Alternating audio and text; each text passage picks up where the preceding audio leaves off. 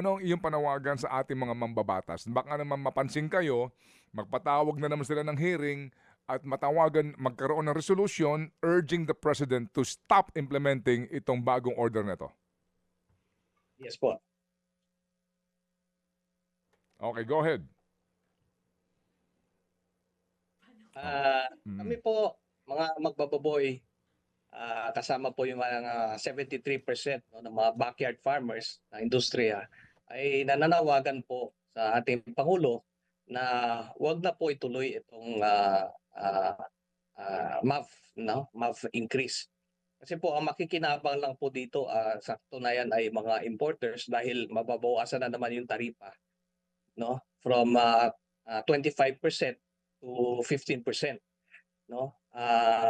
Meron po napirmahan ng ating mabuting Pangulo na bagong batas, livestock bill o kaya tinatawag na AICA, no, Animal Industry Development and Competitiveness Act, no, last September 2025.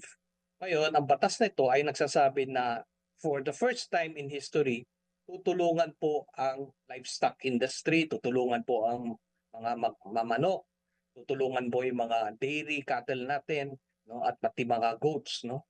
So merong pondo na ilalaan, galing po ito sa taripa ng mga imported pork at chicken. Meron po 20 billion fund na nakalaan para sa industriya for 10 years, no.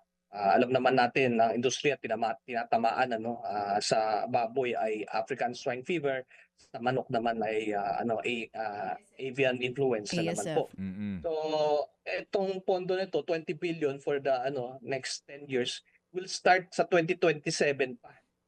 So saan tayo kukuha ng pondo kung panay baba ng taripa ang ginagawa po ng gobyerno? Opo. So po tayo. Sana hindi na matuloy ito, no, at i-postpone muna kasi napakahirap ng magbaboy, magmamanok. Lahat po nag-ooperate at below production cost. At alam naman natin ang tunay na food security dapat po galing sa talaga sa production, local production, hindi po sa imported. Yes, sir. Kasi nga pag may mga lesson na natutunan natin katulad ng COVID panahon at saka itong mga gera ay pag karoon ng ganung sakuna talagang tataas po yung presyo ng mga imported.